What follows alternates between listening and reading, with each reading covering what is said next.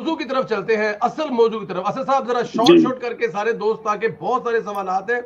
Chief justice ने वो bill जो अभी कानून ही नहीं बना, इस पर बेंच बना डाला है और कल केस की समाअत भी लगा दी है बेंच की तश्कील से पहले। सर असद साहब क्या है ये? उन्होंने मतलब 8 बंदे अपनी मर्जी के, एक भी जज उनमें शामिल नहीं है जिन्होंने चीफ जस्टिस साहब से इख्तलाफ किया हो पिछले 2 4 6 महीने में।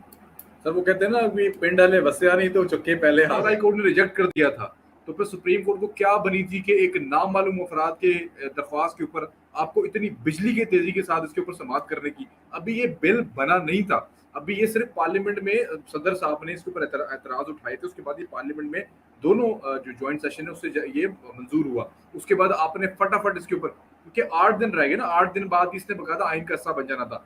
लेकिन ये तसादुम होगा, राना सनाउल्लाह ने ये बात की है कि माइट इज राइट नहीं चलेगा। और राना सनाउल्लाह ने बहुत कल कंफर्म, जब शाजिब ने कहा कि आपके मुताबिक तो मामला टल गए, लेकिन अगर ये नहीं टले फिर क्या होगा, उसने कहा फिर हम लोग मुनासिब जवाब देंगे अगर इन्होंने किसी किस्म की इसके अंदर छेड़छाड़ की कोशिश की। और मैं हमेशा से एक बात कर रहा हूँ कि पार्लियामेंट तो अब आस्तीनें चढ़ा के बैठी हुई है। मैंने अपने 2 दिन पहले प्रोग्राम में ये बात की थी और वो क्लिप भी मैंने अपलोड किया था कि पार्लियामेंट ने आस्तीनें चढ़ाई हुई है, इनकी तरफ से कोई रिएक्शन होगा, एक्शन होगा तो उसका रिएक्शन शदीद तरीन होगा। और कल अगर कोई मामला, क्योंकि देखिए अभी आपने बेंच की बात की, ये 8 रुकनी बेंच है, इसमें 7-0 तो कंफर्म है।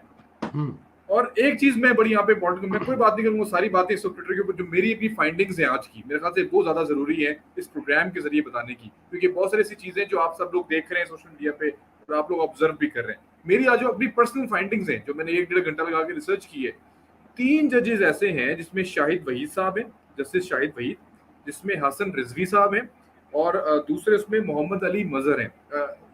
ये जजेस हैं जो सीनियरिटी के रूल को ब्रेक करके सुप्रीम कोर्ट में लाए गए थे और साबका एस्टेब्लिशमेंट की जानिब से लाए गए थे। 2 उसमें गुलजार साहब के दौर में आए थे और एक उसमें दो जस्टिस बंदियाल के दौर में आए थे, जस्टिस आयशा मलिक है, लेकिन उनकी बारे में भी डाउट है। 7-1 मैंने इसलिए कहा क्योंकि जो जस्टिस आयशा हैं उनके बारे में भी कंफर्म नहीं है वो किस साइड पे खड़ी है, क्योंकि उनके प्रीवियस रिकॉर्ड से कुछ मिलता नहीं है। लेकिन शाहिद वहीद साहब 4 तो कंफर्म ही हो गए ना। जी जी, आपके पहले वाला 4 बंदियाल कंफर्म साहब, हो गया। बंदियाल, एजाज, नकवी, मुनीब एजाज अख्तर और मुनीब। और मज़ाहिर नकवी साहब, ये तो कंफर्म हो गए कि ये किस साइड पे खड़े हैं। शाहिद वहीद साहब वो हैं जिनको 6ठे नंबर से सुप्रीम कोर्ट में लाया गया था और काजी फाइज ईसा ने अपोज किया था सीजीपी में, जेसीपी में, जुडिशल काउंसिल ऑफ पाकिस्तान के अंदर। काजी फाइज ईसा से इसलिए लोगों की नहीं बनती।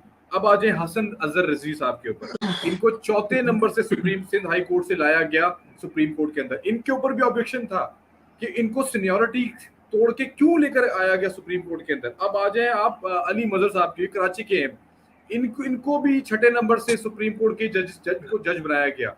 तो सर एस्टेब्लिशमेंट कैसे काम करती है ये चीज तो वाज़ेह होगी हमारे सामने। जब आपको हम ख्याल जजेस लाने पड़ते हैं ना तो फिर रूल्स ब्रेक किए जाते हैं, और जब रूल्स ब्रेक किए जाते हैं तो काजी फाइज ईसा जैसे लोग खड़े होते हैं इनके खिलाफ, और जब काजी फाइज ईसा जैसे लोग खड़े होते हैं फिर उनके खिलाफ रेफरेंस भेजे जाते हैं और फिर उनको जुडिशल काउंसिल के अंदर उनको धक्के दिए जाते हैं। ये तरीका कार है जो हमारे सामने वाज़ेह हुआ, जो मैंने ऑब्जर्वेशन मैंने देखी। यार इस तरह से एस्टेब्लिशमेंट काम करती है। मतलब हम ये समझते हैं ना पाकिस्तान में सारे जजेस करप्ट बैठे हैं, क्या सारे जजेस करप्ट नहीं है। होता यही है कि आपको सीनियरिटी ब्रेक्स करनी पड़ती है, फिर आपके हम ख्याल लोगों को जो आपका दाना चुग ले उसको आप उठा लेते हैं। दैट्स व्हाई ये 3 जजेस जो है, शाहिद वहीद साहब, अली हसन अजहर साहब और ये अली मजहर साहब, इनको सीनियरिटी ब्रेक करके क्यों ऊपर लाया गया, और फिर काजी फाइज ईसा ने इनके ऊपर क्यों ऑब्जेक्शन उठाए, और फिर आज काजी फाइज ईसा के खिलाफ ये क्यों गए हुए सारे। फिर जो मधुखेल साहब हैं, सरदार तारिक साहब हैं, या इसमें आपके जो बाकी जजेस हैं, अमीनुद्दीन या साहब अफरीदी हैं या अमीनुद्दीन साहब हैं, इनकी जब मैंने रिकॉर्ड चेक किए तो ये बाकायदा अपने प्रोसीजर्स के तहत आए और इनको अवार्ड्स मिले हुए, और ये इनको बहुत ऑनर के साथ इन्होंने बाकायदा इनकार भी किए। अमीनुद्दीन साहब को ये ऑफर की गई थी कि आप सीनियरिटी के हट के जो है आप सुप्रीम कोर्ट के जज, इन्होंने रिफ्यूज किया। उन्होंने कहा when the time come I will be a supreme court जज। ये बेसिकली वो लोग हैं। तो ये बाजवा की बनाई हुई ये बेंच है, ये 8 जजेस, जनरल बाजवा और जनरल फैज, हमारी बातों पे मोहर आ गई कि जनरल फैज के बनाए हुए ये 8 बेंच है, और ये 8 बेंच इसलिए उन्हीं की अभी तक जो है ना ये आप कह रहे हुक्म अदूली कर रहे हैं। और प्रॉब्लम सारी यही आ रही है इस वक्त यहाँ पे कि इसको ब्रेक किस तरीके से करना है, ये इस वक्त मेन प्रॉब्लम है। कल हम समझ रहे थे कि काजी फाइज की और बंदियाल की मुलाकात हुई है, सब कुछ ठीक हो गया है, लेकिन लग रहा है कि भी ठीक नहीं होगा। लेकिन कल का दिन बहुत अहम है, इसमें जो भी फैसला आएगा ना, या तो ये बेंच टूट जाएगा या आगे जो भी मामला आगे होंगे ये बहुत क्लियर कर देंगे। और टकराव है, नुकसान पाकिस्तान के इमेज का है। और ये मेरे ख्याल से बंदियाल साहब जो फैसला भी करें, ये जस्टिस सजाद अली शाह वाला फैसला ही होगा, क्योंकि उस वक्त जहांगीर करामत साहब आर्मी चीफ थे तो उन्होंने भी फैसले पे इम्प्लीमेंट होने नहीं दिया था। तो इस वक्त तमाम मीडिया यही बात कर रहा है, तमाम बड़े सहाफी इस वक्त यही बात कर रहे हैं कि बज़ाहिर हाफिज साहब जो है वो एस्टेब्लिशमेंट जो हुकूमत के साथ खड़ी है, तो बंदियाल साहब जो फैसला भी करेंगे वो नहीं माना जाएगा। तो सिचुएशन वही, हम 1994 के अंदर दोबारा चले गए, 93 के अंदर दोबारा चले गए, सिचुएशन वही रिपीट हो रही है, मामलात वही है। शायद तौहीन अदालत के मामलात आ जाए, बहुत सारे मामलात आ जाए, लेकिन हमें होता हुआ कुछ नजर नहीं आएगा। गवर्नमेंट स्ट्रॉन्ग पोजीशन पे खड़ी है, लेकिन कन्फ्रंटेशन बहुत शदीद होगी। सुप्रीम कोर्ट और पार्लियामेंट जो एक दूसरे के साथ करेंगे, बेंच खुला पिट्टा कोरा जवाब, हुकूमत जो करना चाहिए कर लो। और उसके बाद ये नीचे बयान चल रहा है इरफान कादर साहब का कि अगर ये लड़ाई बढ़ी तो 5-6 दिन में मुल्क में मार्शला भी लग सकता है। कैसे देखते हैं सर इन चीजों को? सर बददयानती कह दिया उन्होंने, बददयानत क्या कह दिया उन्होंने? बददयानती का है चीफ जस्टिस को, ये जो उन्होंने बनाया है 8 रुकनी जो बेंच बनाया है। देखिए ये 8 और 7 की बहस आपको मालूम है, मैं नंबर कब से दे रहा हूँ, ठीक है जी, कि एक तरफ 8 है और एक तरफ 7 है, ठीक है। लेकिन इस 8 और 7 का मसला ये है कि 8 ये जब इकट्ठे हैं ना तो ये 8 हैं, लेकिन अगर इनको फुल बेंच में ले जाया जाए तो जो है ना ये 8 और 7 जो है ना ये 9 और 6 भी हो सकता है, ठीक है। तो इसीलिए तो फुल बेंच में लेके नहीं जा रहे सर। देखिए एक चीज होती है, आप जब ग्रुप में तैराकी कर रहे होते हैं ना तो आप साथ साथ रहते हैं, एक दूसरे के साथ साथ रहते हैं, लेकिन जब आप अलहदा हो जाते हैं तो फिर आप जो है ना मुखालिफ बहाव में तैरना शुरू कर देते हैं और मुखालिफ डायरेक्शन में तैरना शुरू कर देते हैं। तो जब मामला फुल बेंच में जाएगा तो तब देखेंगे कि ये नंबर क्या करता है। लेकिन अभी के लिए चीफ जस्टिस बदयाल साहब ने ये बात दुरुस्त है कि कल से जो पोर्ट्रे किया जा रहा था, हमारे दोस्त अब्दुल कयूम सिद्दीकी ने एक ट्वीट भी किया था कि सफेद झंडा लहरा दिया गया, ये सफेद नहीं सुर्ख झंडा लहरा दिया गया और उन्होंने अपनी अददी अक्सरियत को शेयर किया है और उन्होंने अपना माइंड जो है वो शेयर किया है। वो जो झंडा था ना वो था सफेद ही, लेकिन पता स्कूल गई हुए ना कुड़ी थे, मेरे ज़हन में भी यही वो लाल हो गया था हंगामी सूरत में, बैग में सामान नहीं था इस वजह से। चले आप इसको इस तरह कर लें कि देखें जो डंडा है ना झंडे के अंदर, ठीक है, झंडे के अंदर सुराख करना पड़ेगा, लाल झंडे को सुराख करना पड़ेगा और उसके बाद जो है ना उसको नीचे लाना पड़ेगा फिर, और डंडे का रुख तब्दील करना पड़ेगा, ठीक है, ताकि झंडे के अंदर डंडे की डायरेक्शन जो है ना वो चेंज हो, ठीक है। तो अच्छा खैर किस्सा मुख्तसर, देखिए बात यह है कि जो ये समझ रहे थे कि बंदियाल साहब जो है वो कोई आखिरी वक्त पर यूटर्न ले लेंगे या वो सफेद झंडा लहरा देंगे तो वो एमको की जन्नत में रहते थे। कोई शख्स कोई इदारा इतना आगे आके इतना पीछे कैसे जा सकता है, ठीक है, नंबर 1। नंबर 2 ये है कि देखिए it's not about only Bandial साहब, इट्स अबाउट 3 मोर जजेस जो कि उसी ज़हनियत की, उसी लाइक माइंडेड सोच रखते हैं और उनमें से एक के आगे चीफ जस्टिस बनना है। So it's not only the Bandial साहब, ये एक पूरा माइंडसेट है सुप्रीम कोर्ट के अंदर जो कि मुखालिफ माइंडसेट से और हुकूमत से लड़ रहा है। और इस मुखालिफ माइंडसेट जो है इस पीछे जो अभी आप लोग डिस्कस कर रहे थे, एक और इदारा है जिसके अंदर एक बहुत बड़ी बाकियात नहीं, एक बहुत बड़ी फील्डिंग सेट की गई है और उस फील्डिंग जो सेट की गई है उसके पीछे जो हम डिस्कस करते रहते हैं इंटरनेशनल एक एरिना के अंदर जो पॉलिटिकल अरेंजमेंट चल रही है वो है। तो इट्स नॉट दैट इजी कि one fine morning because of the Qazi Faez Isa and because of governments aggressive attitude ये सुप्रीम कोर्ट के अंदर चीजें तब्दील हो जाएंगी, लड़ाई आगे बढ़ेगी। और मैं अपनी बात को जो मैं पिछले 8-9 प्रोग्राम से कर रहा हूँ मैं रिपीट करूंगा, हुकूमत और ये जो गाजी ग्रुप है ये पैरेलल साथ चलते रहेंगे, एक दूसरे से मिलेंगे नहीं, लेकिन ये लड़ाई अदालत के अंदर ही शुरू हुई है और ये अदालत के अंदर ही खत्म होगी। अगर ये अदालत के अंदर खत्म नहीं होगी तो फिर यस इरफान कादर साहब इज अनफॉर्चुनेटली राइट। बात ये है कि जो वो कह रहे हैं वो दुरुस्त कह रहे हैं, क्योंकि किसी और का भी जो सब्र का पैमाना लबरेज हो रहा होगा ना इस कंट्री के अंदर, क्योंकि एक मैं सिर्फ खत्म कर रहा हूँ, देखिए किसी ने चीफ बनने के लिए 25 साल इंतजार किया हो और उसको आने के बाद इमरान खान नामी बला का सामना करना पड़े, उसको इस मुल्क के अंदर पहली दफा एक और इदारे का सामना करना पड़े जो कि हमेशा उसकी बी टीम था, उसके सामने तुन के खड़ा हुआ है और उसको एक अनपॉपुलर मोमेंट का अपने इंस्टीट्यूशन के लिए सामना करना पड़े, तो आई थिंक उनके सब्र का पैमाना भी तो लबरेज हो सकता है। वो बाकियात अभी तक भी खड़ी हैं और बाकियात के पीछे भी वो खड़े हैं अभी तक। फिर जाहिर है वो हम हमेशा हमारे प्रोग्राम में सबसे ज्यादा हमने किस चीज पे जोर दिया है? फैज की बाकियात पे, फैज की फील्डिंग पे। देखो ना, उन्होंने एक एनवायरनमेंट बनाया हुआ है।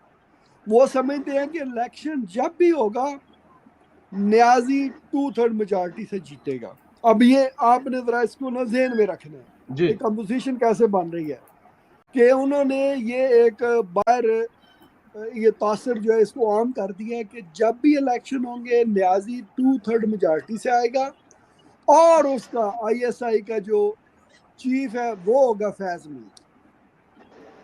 ठीक है ना, ये लोगों के ज़हन में उन्होंने ना ये डाल दिया पक्का। अब मुझे आप बताएं कि कौन से आर्मी के जर्नैल होंगे।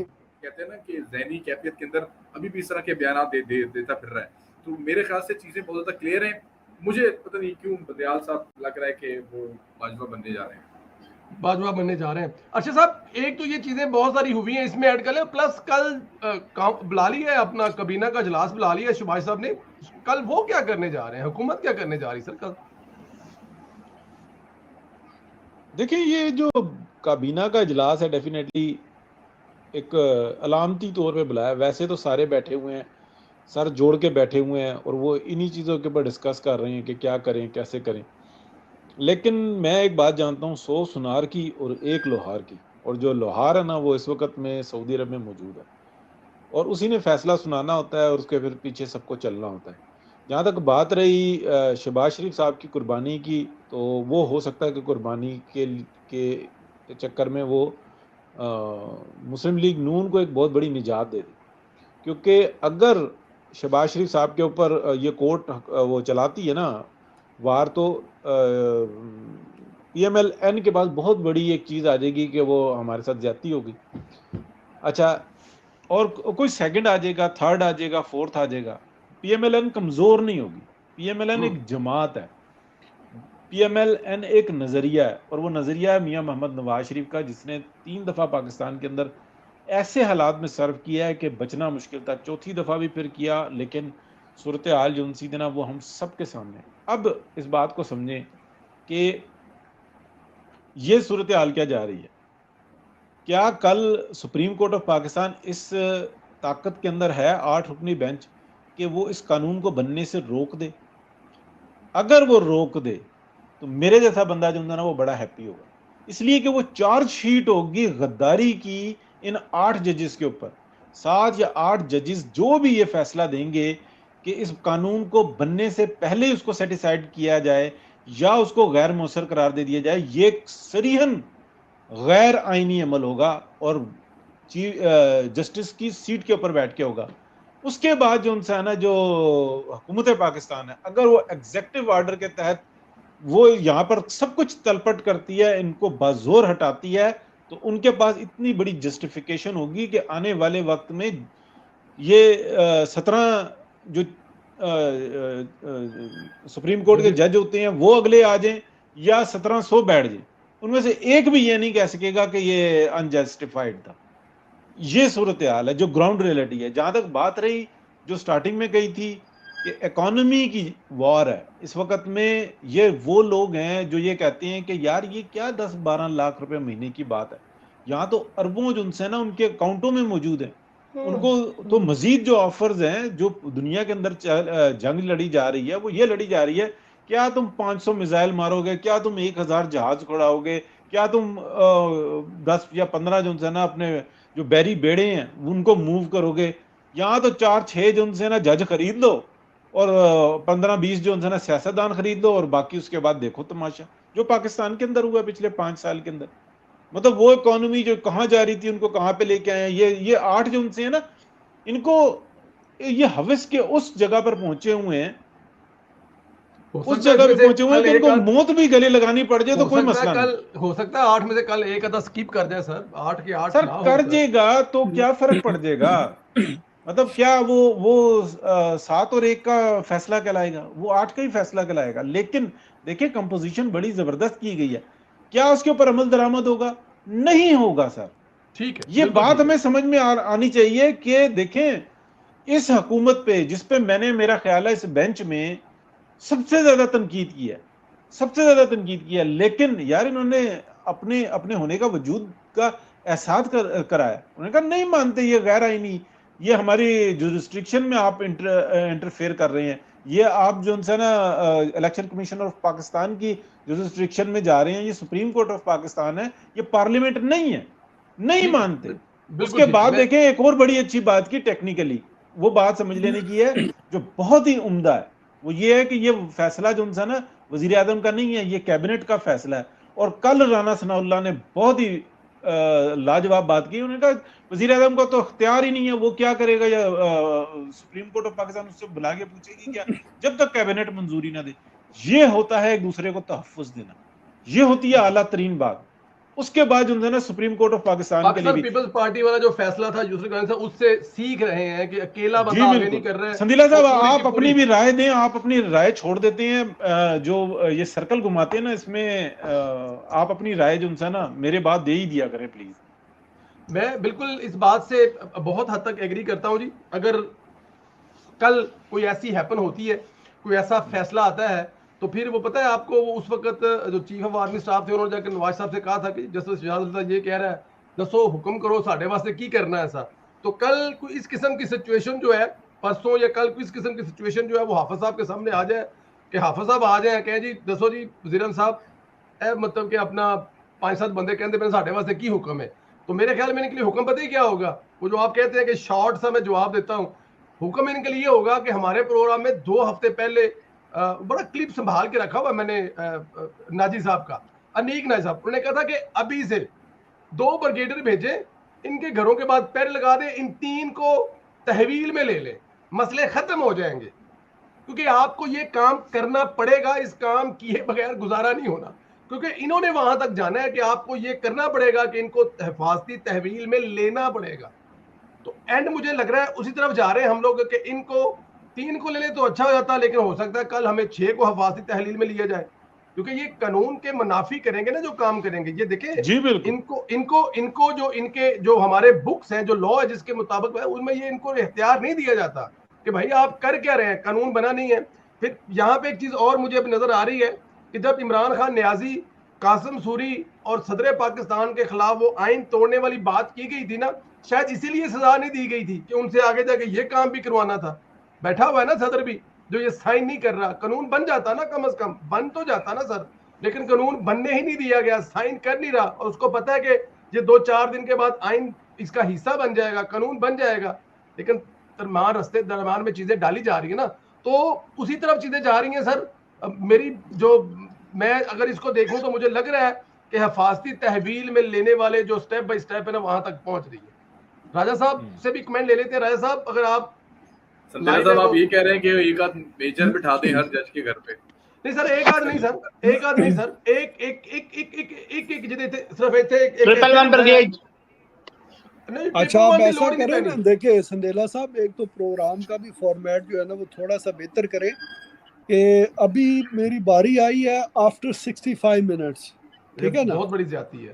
तो मैं अपनी नहीं बात कर रहा, आप थोड़ा सा करें कि जो बंदा भी बात करे ना वो एक दफा 5 मिनट से बात ना करे, वहां पे ना उसको थोड़ा सा रिस्ट्रिक्ट करें ताकि ये चीजें जो है ना वो रोटेट होती रहे। So everybody took like 25 minutes. Programme के शुरू में ही मैं पिटता हूँ, रोता हूँ, लेकिन मैं आपके सामने मैं शुरू में ये बात करता हूँ। बट एनीवे देखें, अब बात ये है कि मुझे जो फील होता है ना, आई थिंक पाकिस्तान इस वक्त जो है ना वो बांग्लादेश बनने जा रहा है।